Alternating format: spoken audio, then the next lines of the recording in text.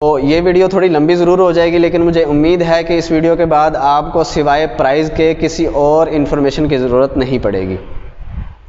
तो नाजरीन, आलू की जो चिप्स होती है, लेज़ टाइप जो गोल चिप्स होती है, किस तरह आपने बनाना है, कौन कौन सी मशीनरी आपने ख़रीदनी है और उस मशीनरी की प्रोडक्शन कैसे होगी, कितनी प्रोडक्शन होगी, सिंगल फेज़ पे, 3 फेज़ पे, वो स्टील बॉडी में होगी या लोहे में होगी, वो सारी मालूमात आपको बताऊंगा। उससे पहले आपसे रिक्वेस्ट है कि अगर आपने मेरे चैनल को अभी तक सब्सक्राइब नहीं किया तो चैनल को सब्सक्राइब कर लें, ताकि मज़ीद मैं कोई भी इंफॉर्मेटिव वीडियो अपलोड करूं तो उसका नोटिफिकेशन आपको मिलता रहे।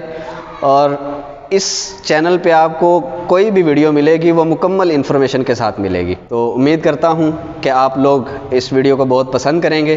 तो चलिए नाज़रीन, स्टार्ट करते हैं। सबसे पहले मैं आपको वो मशीन दिखाता हूँ जो पोटैटो चिप्स के हवाले से सबसे पहले आप इस्तेमाल करेंगे। उसके बाद मैं स्टेप बाय स्टेप आपको वो सारी मशीनरी जो है वो दिखाऊँगा। तो नाज़रीन, ये वो मशीन है जिसे पोटैटो पीलर मशीन कहते हैं। ये आलू छीलने वाली मशीन है और ये मुकम्मल स्टील बॉडी में है। इसके साथ 2 हॉर्स पावर की मोटर लगी हुई है। यहाँ से आप आलू डालेंगे और यहाँ आप पानी वाला पाइप लगाएंगे और पानी जो है ये अंदर एक पाइप लगा हुआ है, यहाँ से पानी इस पाइप के अंदर जगह जगह पे सुराख हैं, यहाँ से पानी गिरता रहेगा आलू के ऊपर, तो आपके आलू जो है वाश भी हो जाएंगे। ठीक है, ये अंदर मटेरियल लगा हुआ है जो आलू को छीलता है। ठीक है, इसमें आप 15 से 20 किलो आलू डाल के एक टाइम में आप उसको छील सकते हैं और वाश भी हो जाएगा। तो नाज़रीन, जो पानी है और उसके जो छिलके हैं वो इस रास्ते से बाहर निकलेंगे और जो आपके छीले हुए आलू होंगे, आलू की छिलाई होने के बाद इस रास्ते से आपका मटेरियल जो है वो बाहर निकल आएगा। ये मशीन मुकम्मल स्टील बॉडी है और मुख्तलिफ़ जगह पे मुख्तलिफ़ गेज इस्तेमाल की गई है। अच्छी क्वालिटी का फूड ग्रेड मटेरियल है 304 में, और इसके अंदर 2 हॉर्स पावर की मोटर लगी हुई है, सिंगल फेज़ पे चलेगी और 1 घंटे में तकरीबन आपको ये 200 kg प्रोडक्शन देगी। अब आलू छीलने के बाद दूसरी जो मशीन है वो आलू की कटिंग वाली मशीन है। तो नाज़रीन, ये वो मशीन है जो आलू को काटेगी। ये इसका हापर है, यहाँ से आप आलू इसके अंदर फेंकते जाएंगे और ये आलू की कटिंग करती रहेगी और आलू जो कटिंग होंगे वो यहाँ से बाहर निकलेंगे। इसके नीचे आप चाहे कोई बर्तन रख लें, कोई टप रख लें, कुछ भी चीज़ रख लें, इसके नीचे कोई कपड़ा बिछा लें, तो आपकी आलू की कटिंग जो है वो आप यहाँ से इस मशीन के ज़रिए होगी। इस मशीन में आप गोल चिप्स जो होती है आलू की वो भी बना सकते हैं। इस मशीन में आप फिंगर चिप्स जो होती है फ्रेंच फ्राइज़ के लिए जो इस्तेमाल होती है वो भी आप इस मशीन में कटिंग कर सकते हैं। उसके लिए आपको ये अलग से हेड बनवाना पड़ेगा और ये भी मुकम्मल स्टील बॉडी में है और 304 का फूड ग्रेड मटेरियल इस पर इस्तेमाल हुआ है और इसका भी मुख्तलिफ़ जगह पे मुख्तलिफ़ गेज लगी हुई है, अच्छी क्वालिटी की है। इसके अंदर भी 2 हॉर्स पावर की मोटर है, सिंगल फेज़। इसकी प्रोडक्शन भी 1 घंटे में तकरीबन 200 किलो। नाज़रीन, अब आलू काटने के बाद आपको एक ड्रायर मशीन की ज़रूरत है। अब इसमें से आलू काटने के बाद आपने आलू जो हैं किसी बड़े टब में डाल देने हैं ताकि आलू जो हैं अच्छी तरह धुल जाएं, वाश हो जाएं, और फिर उस टब को आपने उठा के सारा मटेरियल जो आलू हैं वो इसमें डाल देने हैं। ये ड्रायर मशीन है, इसमें आपके आलू का पानी खुश्क होगा और ये भी मुकम्मल स्टील बॉडी है। फ्रेम जो होता है, फ्रेम ये वाला फ्रेम होता है, ये लोहे का होता है MS का। बाकी जो टचिंग पार्ट्स होते हैं वो SS के होते हैं। भी फूड ग्रेड मटेरियल इस्तेमाल हुआ है, 304 फूड ग्रेड है और इसके साथ भी 2 हॉर्स पावर की मोटर है, सिंगल फेस। तो नाज़रीन, इन तीनों की जो प्रोडक्शन है वो तकरीबन सेम ही है, 200 kg पर आवर के हिसाब से आपको प्रोडक्शन देंगे। इसके बाद वाला जो प्रोसेस है वो फ्राई प्लांट का है। फ्राई प्लांट में अगर आपके पास बजट कम है तो उस हिसाब से मैं आपको बताता चलूँ कि आप एक मार्केट से कढ़ाई ख़रीद लें। कढ़ाई आपको मुख्तलिफ़ साइज़ में, मुख्तलिफ़ क्वालिटी में, मुख्तलिफ़ प्राइस में मिल जाएगी। उस कढ़ाई में आप अपना मटेरियल जो है आपने आलू वाले चिप्स को फ्राई कर लें और फ्राई करने के बाद आपको एक ऑयल ड्रायर की ज़रूरत पड़ेगी, वो भी सेम इसी तरह का होता है। ऑयल ड्राई करने के बाद आपको फिर पैकिंग मशीन में उसको पैक कर लेना है। थोड़ा बजट ज़्यादा है, अगर आप कढ़ाई को हटा के उससे कुछ बेहतर लगाना चाह रहे हैं तो वो भी मैं आपको दिखा देता हूँ।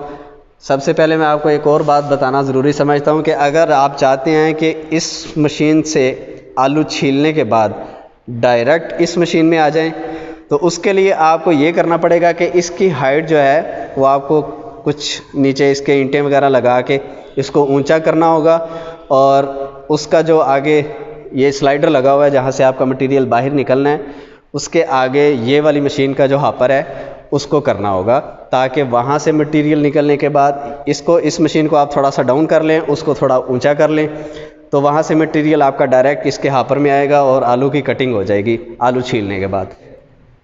तो चलिए मैं आपको दिखाऊं अब फ्रायर ड्रायर, उसमें क्या क्या जो है वो आप कैसे फ्रायर और ड्रायर का सेटअप कर सकते हैं वो भी मैं आपको दिखा देता हूँ।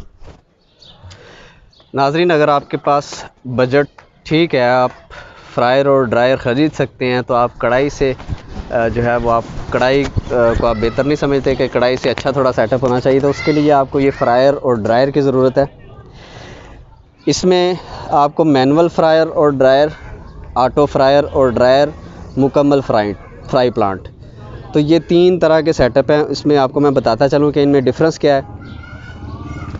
तो नाज़रीन, में डिफरेंस ये है कि जो मैनुअल फ्रायर और ड्रायर, ये फ्रायर है, ठीक है, इसकी 48 इंच कढ़ाई है, आप इससे बड़ी भी ख़रीद सकते हैं। मिनिमम 48 इंच का फ्रायर होता है और उसके साथ ये ड्रायर मशीन है, ठीक है, जिसमें आपका आयल, आपके मटेरियल का आयल खुश्क होगा। तो मैं मैनुअल फ्रायर और ड्रायर, ऑटो फ्रायर और ड्रायर, और इनमें इसके बाद जो मुकम्मल फ्राई प्लांट है उसमें क्या डिफरेंस है वो मैं आपको बता देता हूँ। मैनुअल फ्रायर और ड्रायर सबसे कम कीमत में है, उससे थोड़ा ऑटो फ्रायर और ड्रायर लेंगे तो वो उसकी कीमत थोड़ी ज़्यादा होगी, और जो मुकम्मल ऑटो फ्राई प्लांट है जिसके आगे फ्लेवरिंग सिस्टम भी होता है उसकी कीमत उससे भी ज़्यादा होगी। तो मैं आपको बता दूं कि अब मैनुअल फ्रायर और ड्रायर में, मैनुअल फ्रायर और ड्रायर की वर्किंग क्या होगी। नाज़रीन, मैनुअल फ्रायर ड्रायर में ये होता है कि आप इस फ्रायर में जब कोई मटेरियल डालते हैं फ्राई करने के लिए, तो उसके आयल के टेम्परेचर भी आपको ख़ुद ही अंदाज़ा होना चाहिए कि आयल का अब टेम्परेचर ठीक हो गया, मैं अब इसमें मटेरियल डाल दूं। और जब आपका मटेरियल फ्राई हो जाए तब आपको ये अंदाज़ा होना चाहिए कि अब मेरा मटेरियल फ्राई हो चुका है, अब मैं इसको उठा दूं और ड्रायर में डाल दूं। तो उसके लिए आपको इस छानने को, ये जो छानना लगा हुआ है, इसको हाथ से उठाना पड़ता है। इस फ्रायर के छानने को उठाना होता है और उठा के मटेरियल को इस फ्रायर के ड्रायर के हापर में डालना होता है। यहाँ से फिर मटेरियल इसके अंदर आता है और ये ड्रायर जो है उसको ड्राई करता है। इसको चलाने के लिए अब आपको इस मोटर का बटन दबाना होता है। आप 2 मिनट के लिए चलाएं, 3 मिनट के लिए या 5 मिनट के लिए, जितनी भी देर के लिए आपने इस ड्रायर को चलाना है उतनी देर आप इसको चलाएं, और उसको ड्राई होने के बाद आप इस मोटर को बंद करने के लिए इसका बटन दबाएंगे। फिर इसमें से मटेरियल निकालने के लिए यहाँ पर एक हैंडल होता है, ठीक है, उस हैंडल को दबाएंगे तो यहाँ नीचे से ये स्लाइडर के ज़रिए मटेरियल बाहर निकल आता है। ये मैनुअल फ्रायर और ड्रायर की वर्किंग है। अब ऑटो में क्या सिस्टम होगा। ऑटो में ये होगा कि ऑटो, इसके साथ ऑटो पैनल होगा, इलेक्ट्रिक कंट्रोल पैनल होगा।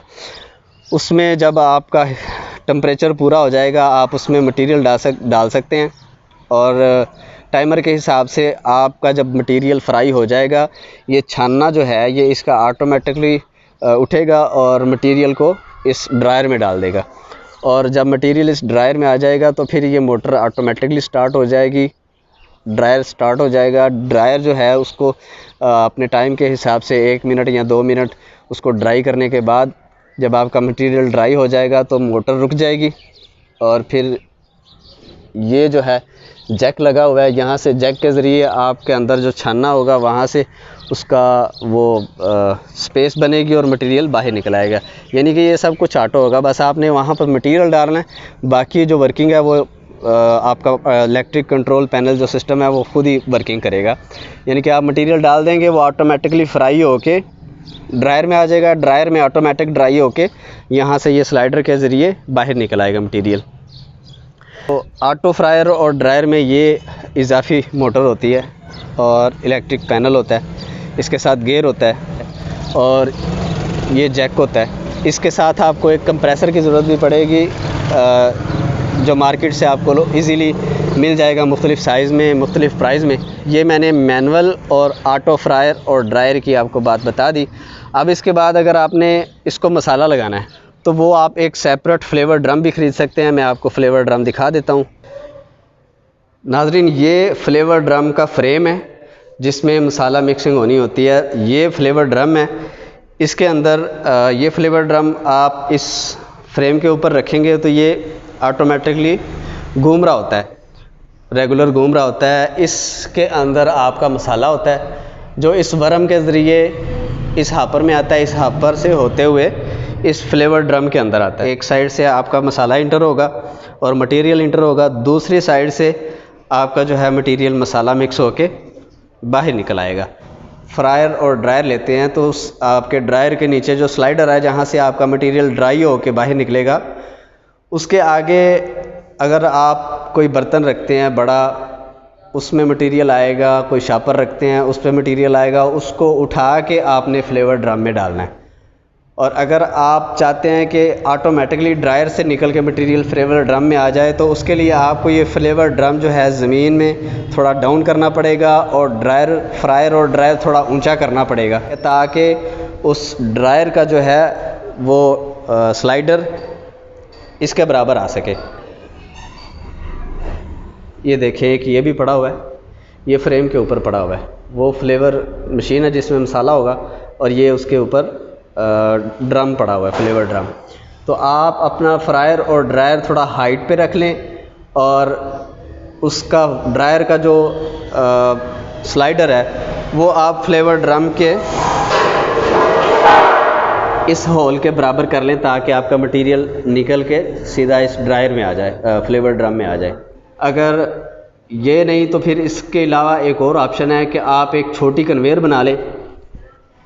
छोटी कन्वेयर बनवा के वो आपका जो ड्रायर से मटेरियल निकलेगा उसको उठा के मटेरियल को डायरेक्ट फ्लेवर ड्रम में डाल देगा।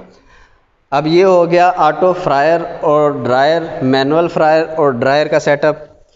अब इसके बाद मैं आपको फुल मुकम्मल जो फ्राई प्लांट होता है उसके बारे में बताता हूँ। ये देखें, ये अब मुकम्मल फ्राई प्लांट का हिस्सा है। ठीक है, ये फ्रायर है और ये ड्रायर है। ठीक है, इसमें मटेरियल फ्राई होने के बाद उस ड्रायर में आएगा। ड्रायर में मटेरियल ड्राई होने के बाद ये नीचे वाइब्रेटर लगा हुआ है। इस वाइब्रेटर के ज़रिए ये वाइब्रेट होता है, तो ये वाइब्रेट करके मटेरियल को फ्लेवर ड्रम में डाल देता है। इसके आगे फ्लेवर ड्रम होगा, इसके आगे फ्लेवर ड्रम होगा। फ्लेवर ड्रम में मसाला मिक्स होगा। मसाला मिक्स होने के बाद आगे फ्लेवर ड्रम के आगे एक और कन्वेयर होती है, वो भी मैं आपको दिखा देता हूँ।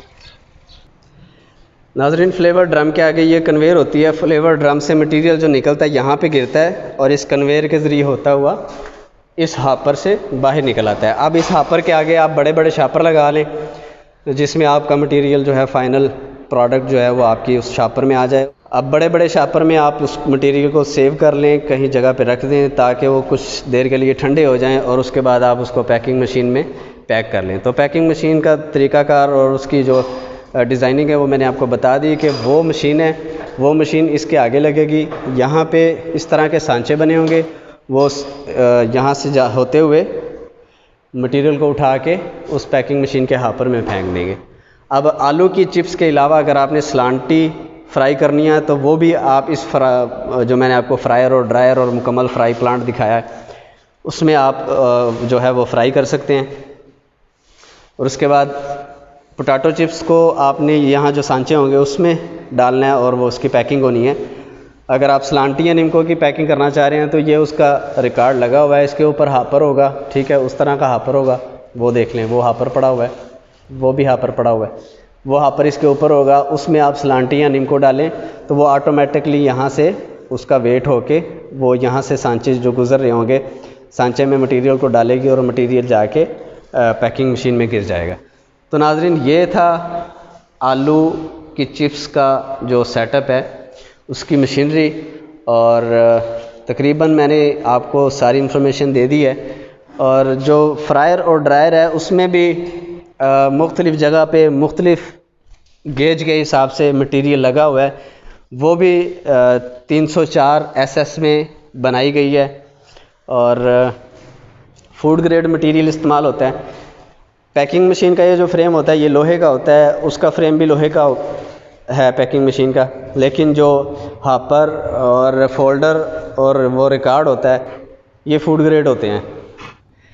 नाज़रीन, अगर वीडियो पसंद आई हो तो वीडियो को लाइक ज़रूर कीजिएगा, और अगर इसके अलावा कोई मालूमात रह गई हो जो मैं आपके साथ शेयर ना कर सका हुआ तो वो आप मुझसे कमेंट बॉक्स में पूछ सकते हैं, और चैनल को सब्सक्राइब करना ना भूलिएगा। मिलते हैं किसी नेक्स्ट वीडियो के साथ, तब तक के लिए अल्लाह निगहबान।